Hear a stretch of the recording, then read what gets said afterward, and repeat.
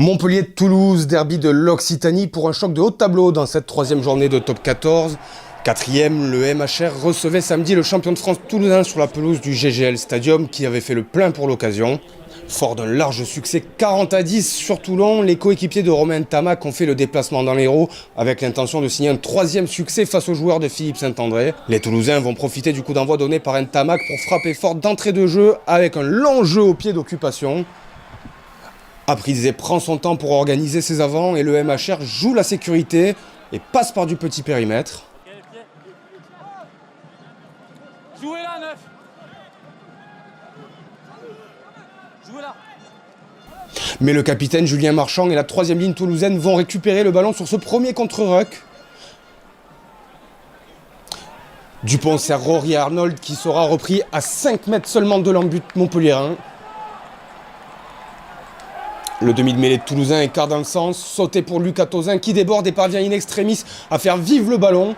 Au soutien, Ntamak ramasse le ballon et plonge dans l'embut pour inscrire le premier essai de cette rencontre. Toulouse prend l'avantage 7-0, puis 7-3 au moment de retourner au vestiaire.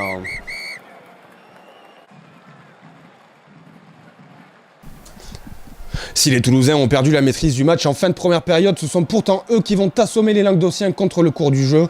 Dupont lance Richard Arnold pour créer un premier point de fixation.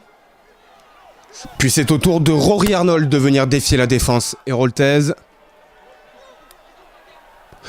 Le demi de mêlée des Bleus voit sur le surnombre dans le fermé et Romain Ntamak met sur orbite Lucas Tauzin qui contrôle un 2 temps avant d'inscrire le deuxième essai du stade toulousain.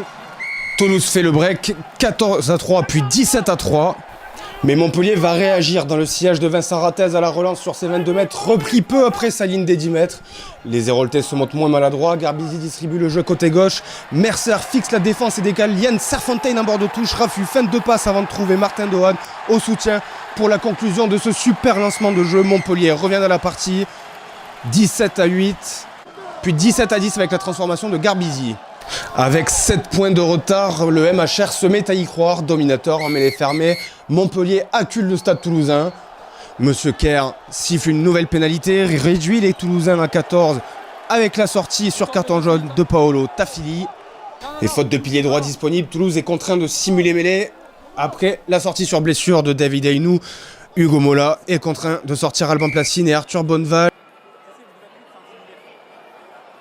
76e minute, à 13 contre 15, les Montpelliérains vont exploiter leur supériorité numérique.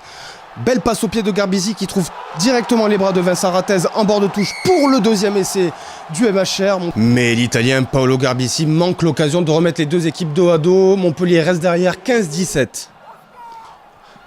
À l'image de son match, le Montpellier Hérault Rugby va se saborder en raison de fautes de main bien trop nombreuses. Enzo Forletta laisse échapper ici la dernière munition du match au contact. Montpellier s'incline 15-17, score final. Toulouse exulte. Olivier Azam et Montpellier tombent pour la première fois à la maison. Les Héroltais devront se contenter d'un malheureux bonus défensif, tandis que le stade toulousain conserve la tête du top 14.